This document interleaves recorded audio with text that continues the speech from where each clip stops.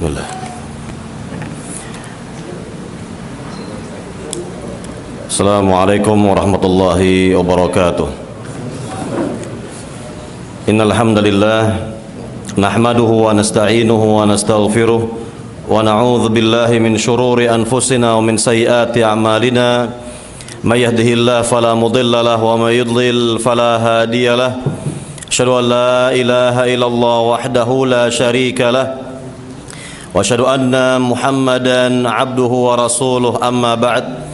Fa inna asdaqal hadithi kitabullah wa khairal hadi hadi Muhammadin sallallahu alaihi wasallam wa syarral umuri muhdatsatuha wa kullu muhdatsatin bid'ah wa kullu bid'atin dhalalah wa kullu dhalalatin finnar. Para jemaah yang dimuliakan Allah Subhanahu wa taala, alhamdulillah binikmatillah tatimmus shalihat. Segala puji bagi Allah Subhanahu wa taala yang dengan nikmat-nikmatnya terlaksana amal-amal salih. Para jemaah yang dimuliakan Allah Subhanahu wa taala, Allah Subhanahu wa taala telah perintahkan kepada nabi dan para sahabat. Allah Subhanahu wa taala telah perintahkan kepada nabi dan para sahabatnya untuk istiqamah di atas manhaj yang benar, di atas jalan yang benar. Allah Subhanahu wa taala berfirman dalam surat Hud ayat 112, "Fastaqim kama umirta wa man taba ma'aka wa la tatghaw innahu bima ta'maluna basir." Wahai Muhammad, istiqamahlah engkau sebagaimana yang telah diperintah bersama para sahabatmu. Janganlah kalian melampaui batas. Sungguhnya Allah Maha mengetahui apa yang kalian kerjakan. Inilah perintah langsung dari Rabbul Alamin kepada Nabi, kepada para sahabat Nabi radhiyallahu taala anhum ajma'in, agar mereka istiqamah di atas manhaj yang benar, metode beragama yang benar, jalan beragama yang benar, cara beragama yang benar. Maka kita lihat bahwa Nabi dan para sahabatnya merupakan sebaik-baik generasi umat Islam, sebaik-baik generasi kaum muslimin yang wajib dicontoh oleh generasi-generasi berikutnya sampai kepada kita di zaman kita sekarang ini. Para jamaah yang dimuliakan Allah Subhanahu wa taala, tidak mungkin seorang istiqamah di atas manhaj yang benar kecuali jika ia mengetahui rintangan-rintangan atau faktor-faktor yang dapat menjauhkannya dari sikap istiqamah terhadap manhaj yang benar, cara beragama yang benar. Ada beberapa rintangan atau faktor yang dapat menjauhkan seorang dari sikap istiqamah di atas manhaj yang benar. Yang pertama adalah tasyabbuh bil kufar, sikap menyerupai orang-orang non-muslim. Sikap tasyabbuh, tasyabbuh artinya menyerupai, meniru, mencontoh orang-orang non-muslim. Yani apanya dicontoh? Yang dicontoh adalah ciri-ciri ya mereka atau kebiasaan-kebiasaan mereka, kemudian keyakinan dan agama mereka. Maka inilah yakni yang dapat menjauhkan seorang muslim dari sikap istiqamah di atas manhaj yang benar dalam beragama. Nabi yang mulia sallallahu alaihi wasallam telah peringatkan kita tentang hal ini dalam hadisnya yang sangat populer. Nabi sallallahu alaihi wasallam bersabda, "Man tashabbaha biqaumin fahuwa minhum." Barang siapa menyerupai suatu kaum, maka ia bagian dari kaum tersebut. Ingat, ia bagian dari kaum tersebut, kata Nabi sallallahu alaihi wasallam. Saya bertanya kepada para jamaah, dari hadis Nabi yang mulia ini, apakah orang yang bertasyabbuh, yakni orang yang mengaku muslim, bertasyabbuh yakni meniru-niru non-muslim, orang-orang kafirin, apakah sudah dinyatakan keluar dari Islam berdasarkan berdasarkan hadis yang mulia ini? Ya, ini tentunya jawabannya adalah harus rinci. Haruslah jawaban secara rinci. Yang pertama pada dasarnya, yakni seorang yang bertasyabbuh dengan non-muslim tidak dinyatakan langsung keluar dari Islam. Yakni dikatakan oleh Nabi tadi, fahuwa minhum, ia bagian dari kaum tersebut, yakni dalam pelanggarannya, dalam dosa-dosa besarnya. Bertasyabuh dalam pelanggarannya itu, dosa-dosa besarnya itu. Nah, itu yang dimaksud dari ia bagian dari kaum tersebut, kata Nabi sallallahu alaihi wasallam. Kemudian yang kedua, ini pengecualian Kalau ada di antara orang yang mengaku muslim kemudian menghalalkan sikap tasyabbuh, ya, orang ini berkata sikap tasyabbuh, meniru-niru non muslim adalah halal, boleh, maka kita katakan hukum secara umum bagi orang seperti ini adalah terancam keluar dari agama Islam, terancam keluar dari agama Islam, terancam murtad, keluar dari agama Islam, wal iyadzu billah, karena ia yakni berani menghalalkan apa yang telah diharamkan oleh Allah Subhanahu wa taala. Para jamaah yang dimuliakan Allah Subhanahu wa taala, kita dengarkan dasar-dasar atau dalil-dalil yang menjelaskan hal ini. Di antaranya terdapat dalam surat Al-An'am. Dalam surat Al-An'am ayat 116, Allah Subhanahu wa taala berfirman, "Wa in tuti' aktsara man fil ardi yudilluka an sabilillah." Wahai Muhammad, sekiranya seandainya engkau mentaati kebanyakan manusia di muka bumi, niscaya mereka akan menyesatkanmu dari jalan yang benar, dari metode yang benar, cara beragama yang benar, kata Allah Subhanahu wa taala. Nah, ayat yang mulia ini secara khusus tertuju kepada siapa?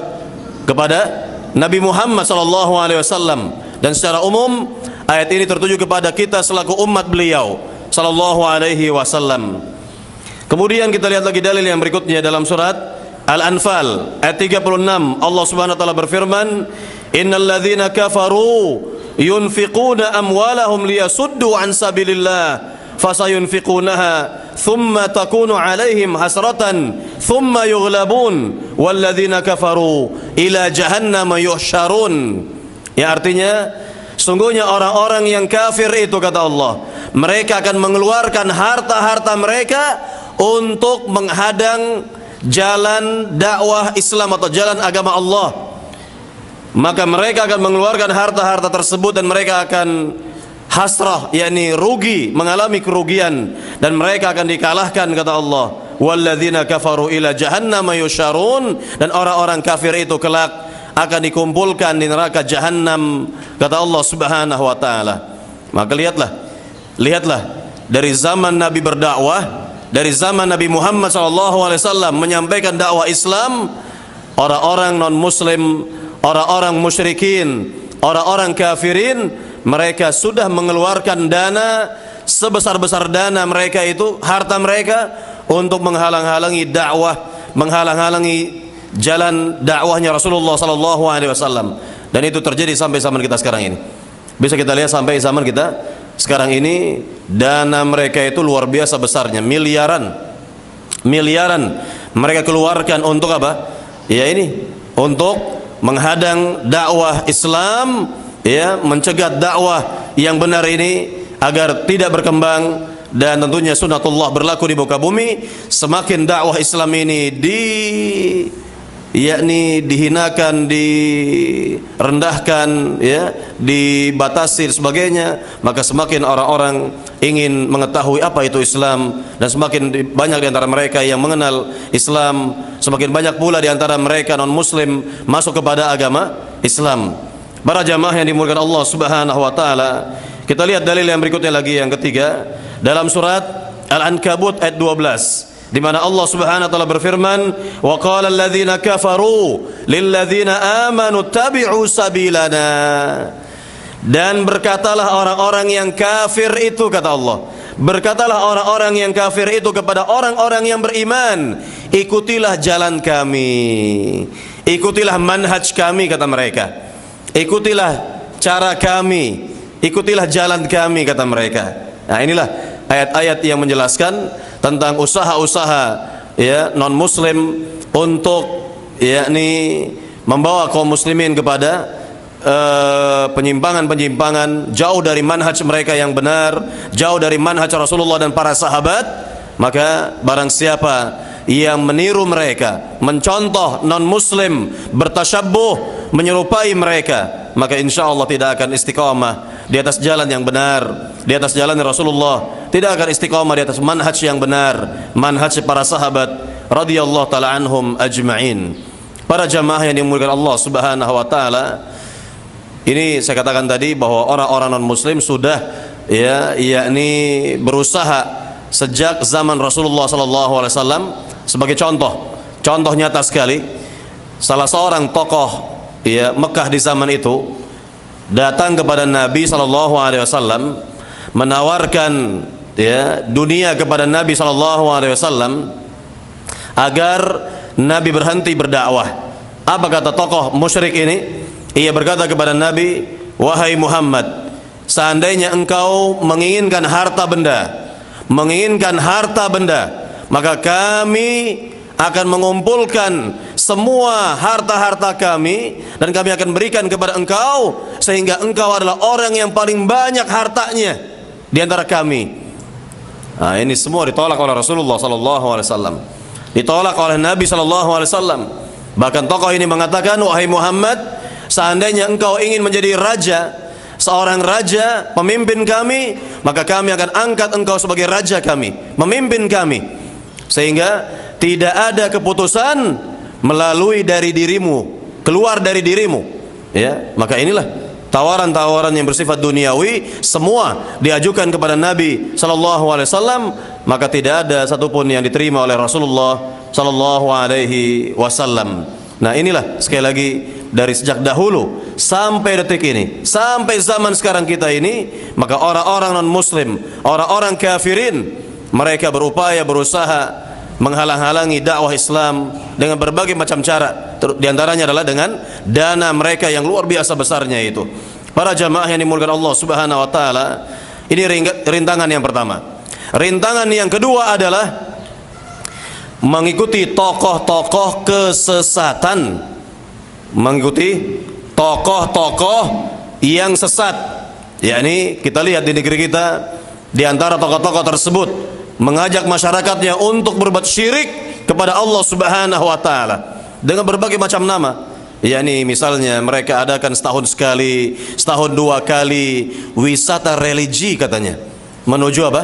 Makam-makam para sunan, para wali, dan di sanalah mereka berbuat kesyirikan kepada Allah Subhanahu wa taala. Itu diajak masyarakat, ya, diajak masyarakat untuk menuju makam-makam keramat dan yang semisalnya itu. Atau ada di antara tokoh-tokoh sesat tersebut mengajak masyarakat untuk berbuat bid'ah-bid'ah dalam agama ini, untuk berbuat bid'ah-bid'ah dalam agama ini. Maka ini jelas merupakan penyimpangan, ataupun ada di antara mereka yang mengajak masyarakat untuk berbuat dosa dan maksiat secara umum, berbuat ya kemaksiatan, dosa-dosa ini dan itu dan lain sebagainya. Nah, inilah yang kita lihat di zaman kita sekarang ini. Hendaknya kita melindungi diri kita, keluarga kita dari siksa api neraka, sebagaimana Allah Subhanahu wa taala berfirman, "Qu anfusakum wa ahlikum nara." Peliharalah diri kalian dan keluarga kalian dari siksa api neraka, kata Allah Subhanahu wa taala. Nah, sekarang kita dengarkan dalil-dalil dari ayat Al-Qur'an yang menjelaskan hal ini. Di antaranya dalam surat Al-Ahzab. Dalam surat Al-Ahzab ayat 66-67, Allah Subhanahu wa taala berfirman, "Yauma tuqallabu wujuhuhum fin-nar, yaquluna ya laitana ata'na Allah wa ata'na ar-rasula wa qalu rabbana inna ata'na sadatana wa kubara'ana fa adalluna as-sabila." Ya, artinya pada hari di negeri akhirat, wajah-wajah para penghuni neraka itu, kata Allah, dibalik wajah-wajah penghuni neraka dibalik oleh Allah Subhanahu wa taala, seraya mereka berkata, "Celakalah diri kami, seandainya kami dahulu ketika hidup di dunia mentaati Allah dan mentaati Rasul." Dan mereka berkata lagi, "Wahai Rabb kami, sungguhnya dahulu kami telah mentaati tokoh-tokoh kami, fa'adalluna sabila, merekalah yang telah menyimpangkan kami dari jalan yang benar, dari manhaj yang benar, dari metode yang benar, jalannya Rasulullah dan para sahabat itu." Ah, lihatlah penyesalan ya datang dari para penghuni neraka kelak, di mana mereka menyebutkan tokoh-tokoh mereka dahulu selama hidup di dunia, di mana para tokoh itu menyesatkan mereka dari jalan yang benar, dari jalannya Rasulullah dan para sahabat, dari manhaj Nabi dan para sahabat radhiyallahu taala anhum ajma'in. Saya tanya kepada para jamaah, kita lihat sekarang ini sebahagian umat Islam ya Mereka tidak menyadari bahwa diri mereka itu sebenarnya menyimpang, disimpangan oleh tokoh-tokoh mereka. Yakni, mengapa mereka tidak sadar seperti itu? Mengapa mereka tidak menyadari? Kenapa, Pak? Mengapa mereka tidak menyadari bahwa mereka itu sebenarnya menyimpang dari jalan yang benar, dari manhaj yang benar? Kenapa? Karena saking banyaknya orang yang menyimpang sehingga nggak terasa bagi mereka, ya, sama-sama mereka menyimpangnya. Ya, ini mereka anggap, ya, nggak mungkin kebanyakan orang menyimpang, yang sedikit, ya, benar, yang sedikit benar, yang banyak itu salah, nggak mungkin. Nah, inilah, ya, keawaman mereka, kebodohan mereka mengenai, ya, masalah ini. Maka ingatlah ayat yang tadi dibaca, wa in tuti aktsara man fil ardi yudilluka an sabilillah. Wahai Muhammad, sekiranya engkau mentaati kebanyakan orang, lihat, kebanyakan orang di muka bumi, maka niscaya mereka akan menyesatkanmu dari jalan yang benar, jalan Allah Subhanahu wa taala. Maka tidak dikatakan bahwa tidak selamanya kebanyakan orang itu benar. Tidak selamanya kebanyakan orang itu berada pada jalan yang benar. Ini logika yang mana yang membenarkan seperti ini? Ya, kebenaran itu adalah datang dari Al-Quran, mutlak datang dari Al-Quran, mutlak dari hadis Nabi SAW, dan dari para sahabat Nabi, bukan dari kebanyakan otak manusia di zaman sekarang, bukan dari kebanyakan kepala-kepala manusia di zaman sekarang ini. Ya, kebanyakan manusia di zaman sekarang ini tidak faham agama, justru tidak faham akidah, tidak faham manhaj. Maka kalau kita mengikuti kebanyakan manusia di zaman sekarang, nah itulah yudilluka an sabilillah, mereka akan menyimpangkan dirimu dari jalan yang benar, kata Allah Subhanahu wa taala. Nah, inilah penyesalan, ya. Ini penyesalan yang Allah gambarkan ini dalam ayat yang mulia ini, nanti akan terjadi nanti di akhir zaman. Nasi sudah menjadi bubur, tidak berguna penyesalan mereka kelak di negeri akhirat. Kemudian kita lihat dalil yang berikutnya lagi, masih terkait dengan rintangan yang kedua ini, dalam surat Saba. Dalam surat Saba ayat 33, Allah Subhanahu wa taala berfirman, ini berkenaan lagi tentang ahlun nar, para penghuni neraka. Allah berfirman tentang para penghuni neraka, wa qala alladhina istud'ifu lil ladzina istakbaru bal makrul laili wan nahar idz ta'murunana an nakfura billah wa naj'ala lahu andada wa asarru nadamata lamma ra'ul 'adzab wa ja'alna al-aghlala fi a'naqi alladhina kafaru hal yujzauna illa ma kanu ya'malun. Allah berfirman, ya, berkatalah orang-orang yang lemah. Ini para pengikut maksudnya. Orang-orang yang lemah di sini adalah para pengikut, ya, atba'. Berkatalah para pengikut, ya, ini di neraka itu, kepada para pemimpin mereka, kepada para tokoh mereka di neraka itu. Ini mereka, ya, ini saling menyalahkan sebenarnya, ya. Apa kata orang-orang lemah, yakni para pengikut kepada para tokoh-tokoh mereka di neraka? Bal makrul laili wan nahar, kalian sebenarnya sudah mengadakan makar siang dan malam untuk kami. Itsamurunana, ketika kalian memerintahkan kepada kami an nakfura billah, untuk kufur kepada Allah, wa naj'ala lahu andada, dan kalian memerintahkan kami untuk menyembah tandingan-tandingan atau sekutu-sekutu, ya, bagi Allah itu.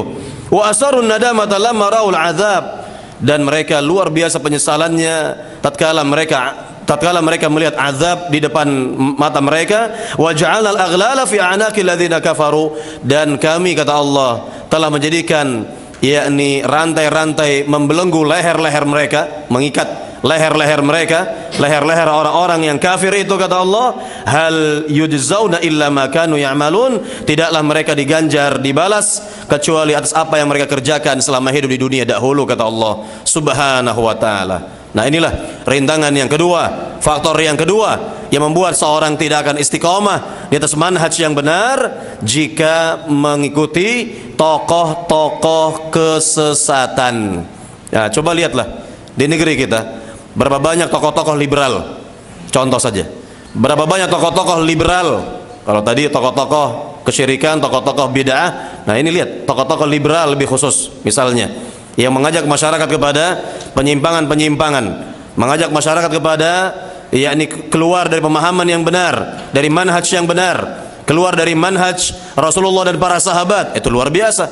Ya, dikarenakan mereka telah mempelajari filsafat, ya, dan mereka telah menyimpang agamanya, menyimpang manhajnya, dan mengajak masyarakat untuk ya ikut dengan jalan mereka atau manhaj mereka. Dan begitulah ya tokoh-tokoh yang lainnya banyak sekali mereka menyimpangkan, menyesatkan masyarakat, menyesatkan ya pengikutnya kaum muslimin tanpa disadari oleh para pengikut. Mereka sudah berada pada jalan yang menyimpang, ya, nasallallahu salamata wal afiyah. Para jamaah yang dimuliakan Allah Subhanahu wa taala, ini rintangan yang kedua. Rintangan yang ketiga adalah mengikuti teman-teman yang buruk manhajnya. Nah, ini juga sangat berbahaya, ya, karena yang namanya pertemanan ini dapat mewarnai kehidupan seorang. Pertemanan itu dapat mewarnai kehidupan seorang. Kita lihat dasarnya, dalilnya. Yang pertama dari hadis Nabi sallallahu alaihi wasallam. Apa kata Nabi sallallahu alaihi wasallam? Nabi bersabda, "Al-mar'u ala dini khalilih, falyanzur ahadukum ma yukhalil." Kata Nabi SAW, seorang itu tergantung dengan agama temannya. Hendaknya dia melihat kepada siapa dia berteman, kata Nabi SAW. Atau dalam hadis yang lain, ya, hadis ini dalam riwayat Imam Abu Dawud, Tirmidzi dengan sanad yang sahih. Dalam hadis yang lain, Nabi bersabda, "La tusahib illa mu'minan, wa la ya'kul ta'amaka illa taqi." Janganlah engkau berteman kecuali kepada orang yang benar-benar beriman, kata Nabi, dan janganlah ya makan makananmu kecuali orang yang bertakwa, kata Nabi sallallahu alaihi wasallam. Ini petunjuk Nabi yang mulia sallallahu alaihi wasallam. Jangan kita pandang sebelah mata petunjuk Nabi yang mulia ini. Sangat berbahaya jika kita pandang sebelah mata petunjuk-petunjuk Nabi yang mulia sallallahu alaihi wasallam. Para jamaah yang dimuliakan Allah Subhanahu wa taala, kita dengarkan dalil yang berikutnya dari ayat mulia dari surat Al-Furqan, dari Al-Qur'an, surat Al-Furqan ayat 27 sampai 29. Allah berfirman, wa yauma ya'addu adh-dhalimu 'ala yadayhi yaqulu ya laitani ittakhadhtu ma'ar rasuli sabila ya wailata laitani lam attakhidh fulanan khalila laqad adallani 'ani dzikri ba'da idz ja'ani wa kana syaitanul insani khadzula. Ya, artinya pada hari ya orang-orang yang zalim itu mereka menggigit jari mereka, tangan mereka, kata Allah, seraya berkata, celaka diriku seandainya dahulu aku mengikuti jalannya Rasul, manhajnya Rasul, metodenya Rasul dalam beragama. Sungguh celaka diriku, sungguh celaka diriku seandainya dahulu aku tidak menjadikan si fulan menjadi temanku. Seandainya aku tidak menjadikan si fulan itu sebagai temanku, sebagai sahabatku. Sungguh temanku itu telah menyesatkan diriku dari peringatan Al-Quran ketika peringatan itu datang kepadaku, dan adalah syaitan menyesatkan jalannya manusia, kata Allah Subhanahu wa taala. Inilah ayat yang mulia yang lagi-lagi penduduk neraka akan menyesal luar biasa penyesalan mereka nanti di negeri akhirat, bahwa mereka telah mengikuti si fulan, mereka telah mengikuti si fulan, si allan, menjadikan si fulan, si allan menjadi teman mereka, temannya atau sahabatnya, wal iyadzubillah. Maka sekali lagi hendaknya kita selektif dalam berteman. Kita melihat siapa teman kita, siapa sahabat kita, apakah dia benar manhajnya, benar akidahnya. Maka hendaknya kita sekali lagi ya melihat kepada teman kita itu, ya. Inilah rintangan yang ketiga.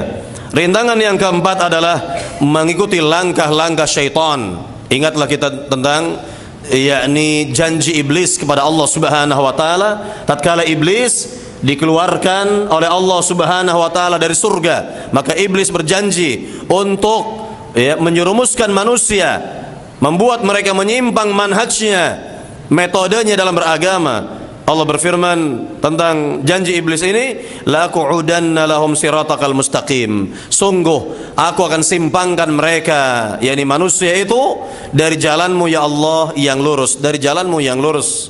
Nah, ini merupakan janji iblis di hadapan Allah Subhanahu wa taala. Dan lihatlah bagaimana ya bukti nyata dari janji iblis, ya ini telah terbukti, ya janji iblis telah terbukti nyata sekali bahwa banyak di antara manusia yang memilih jalan yang menyimpang, jalan yang tidak benar, bukan manhaj Rasul, bukan manhaj para sahabat yang diikuti, namun manhaj-manhaj yang lain yang mereka tempuh, yang mereka ikuti.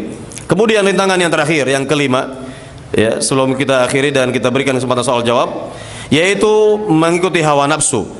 Mengikuti hawa nafsu, maka barang siapa mengikuti hawa nafsunya, mengikuti syahwatnya, mengikuti syubhat-syubhat yang ada, mengikuti hawa nafsunya, maka insya Allah tidak akan istiqamah di atas manhaj yang benar, di mana Allah Subhanahu wa taala berfirman kepada Nabi sallallahu alaihi wasallam, "Wala tattabi'il hawa fayudillaka an sabilillah." Wahai Muhammad, ya janganlah engkau ikuti hawa nafsu, ya niscaya dia akan menyesatkan dirimu dari jalan Allah, jalan yang benar, dari manhaj yang benar, kata Allah Subhanahu wa taala.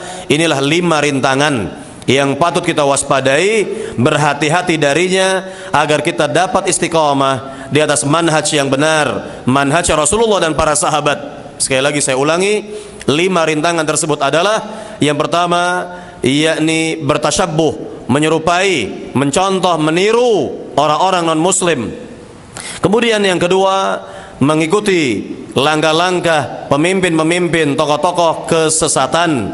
Kemudian yang ketiga, mengikuti teman-teman yang keliru, yang buruk manhajnya. Kemudian yang keempat, mengikuti langkah-langkah syaitan. Dan yang kelima, mengikuti hawa nafsu. Barangkali ini yang dapat disampaikan pada kajian siang hari ini, dan silahkan kepada para jamaah jika ada pertanyaan terkait dengan materi tentunya dipersilahkan. Nah, silakan Mbak.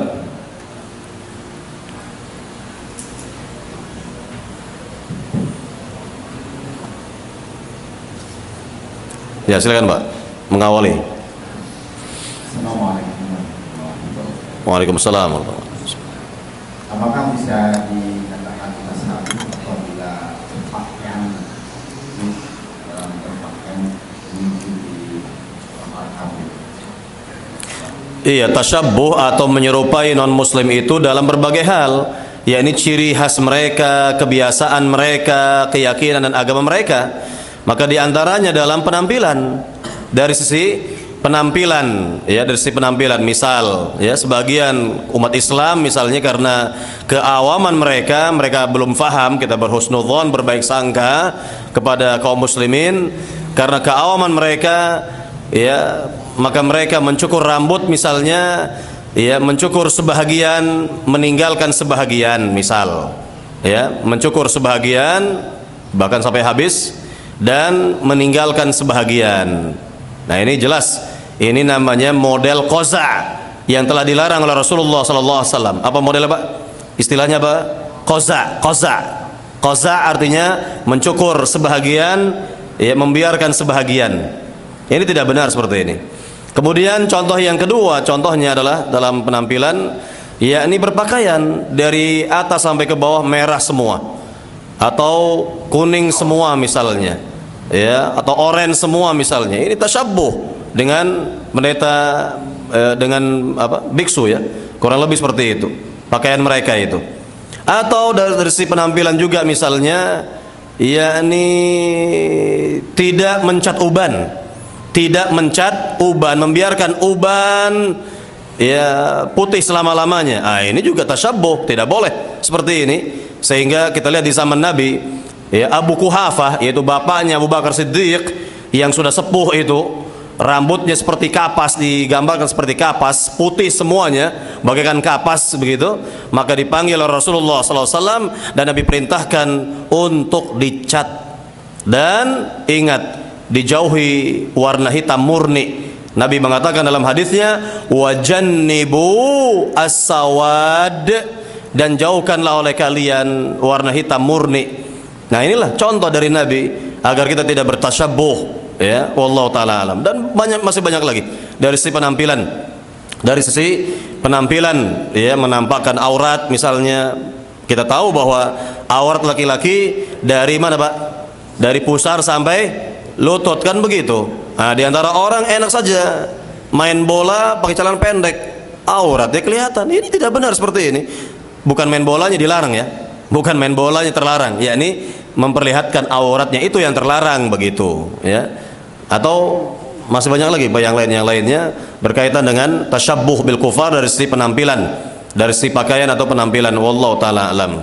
Nah, silakan. Silakan, Pak. Yang di belakang maju, Pak.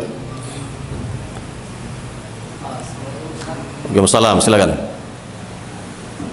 Ini berkenaan dengan salawat ya. Saya pernah diperintahkan ketika mendengar nama sebuah Muhammad selalu mengucapkan salawatnya itu Sallallahu alaihi wasallam. ya. Minimal sallallahu alaihi wasallam. Sedangkan kebanyakan orang selama ini kan mengucapkan sallallahu alaihi. Jadi itu yang saya ingat. Jadi Salli alaihi artinya perintah. Kalau dalam bahasa Arab salli alaihi atau sallu alaihi ini perintah. Yani bersalawatlah kalian kepadanya, ini kepada Nabi. Bagus, artinya ucapan ini adalah isinya perintah kepada kita untuk bersalawat. Salli alaihi, sallu alaihi. Ya, ini bahasa Arabnya bersalawatlah kalian kepada Nabi. Bersalawatlah Anda kepada Nabi. Salli alaihi. Sallu alaihi, begitu. Ini bagus, seperti ini perintah, kan begitu. Nah, tinggal kita mengucapkan sallallahu alaihi wasallam, begitu. Sallallahu alaihi wasallam, minimal sallallahu alaihi wasallam. Atau lebih komplitnya ya kalau mau panjang ya, yakni salat Ibrahimiyah yang biasa dibaca dalam tasyahud salat. Ya, Allahumma salli ala Muhammad wa ala ali Muhammad kama sallaita ala Ibrahim wa ala ali Ibrahim innaka Hamidum Majid. Allahumma barik ala Muhammad wa ala ali Muhammad kama barakta ala Ibrahim wa ala ali Ibrahim innaka Hamidum Majid. Ini panjang memang, tapi yang ringkasnya tadi minimal kita katakan sallallahu alaihi wasallam, sallallahu alaihi wasallam. Nah, begitulah kurang lebih. Karena ini perintah datang dari Allah Subhanahu wa taala agar kita bersalawat.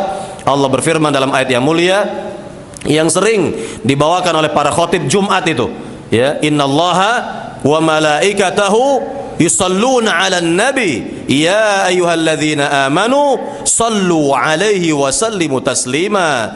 Sungguhnya Allah dan para malaikat bersalawat kepada Nabi, wahai orang-orang beriman, bersalawatlah kalian kepadanya sallallahu alaihi wasallam. Nah, inilah ayat Al-Quran yang memerintahkan kita untuk bersalat kepada Nabi. Dan Nabi bersabda, inna lillahi malaikatun yasihuna fil ardi yuballighuna salama ummati. Ya, fima makna. Kata Nabi SAW, sungguhnya Allah itu memiliki para malaikat yang menjelajah muka bumi ini, dan mereka akan yakni menyampaikan salawat dan salam umat ini kepadaku. Inilah cara ya malaikat menyampaikan salawat umat ini kepada nabinya di alam kuburnya itu. Di alam kuburnya itu. Wallahu taala alam. Maka kalau kita mendengar nama nabi kita disebut Muhammad, kita sebut sallallahu alaihi wasallam. Dan Nabi sebutkan sebakhil-bakhil manusia, sepelit-pelit manusia adalah apa? Siapa? Yang apabila disebut namaku dia tidak bersalawat kepadaku. Nah, itu sebakhil-bakhil manusia. Apa pakai modal, Pak? Kita ucapkan sallallahu alaihi wasallam pakai modal? Berapa real, berapa rupiah, berapa dolar? Enggak ada, enggak pakai modal ini sallallahu alaihi wasallam. Enggak pakai modal. Makanya Nabi mengatakan sebakhil-bakhil orang, sepelit-pelit orang adalah jika namaku disebut maka kemudian dia tidak bersalawat kepadaku sallallahu alaihi wasallam. Ya. mungkin ada tambahan sedikit Ustaz. Jadi berkenaan dengan salawat, ketika waktu khutbah Jumat kita kan diperintahkan untuk berdiam. Sedangkan kalau kita mendengar khutbah itu mengucapkan salawat nama Rasulullah SAW, Ya, di hati. Di hati saja, di hati kita bersalawat. Nah, yang pada dasarnya tidak boleh kita berbicara, ya tidak boleh berbincang-bincang dengan orang apalagi, maka cukup di hati. Ya, sallallahu alaihi wasallam. Nah. Baik, ada lagi? Satu lagi terakhir. Baik, saya kira tidak ada pertanyaan lagi. Mudah-mudahan apa yang dikaji ini bermanfaat. Lebih kurangnya saya mohon maaf. Wallahu taala alam. Sudah bina Muhammad walhamdulillahirabbil alamin. Subhanakallahumma bihamdik la ilaha illa anta astaghfiruka wa atubu ilaik. Assalamualaikum warahmatullahi wabarakatuh.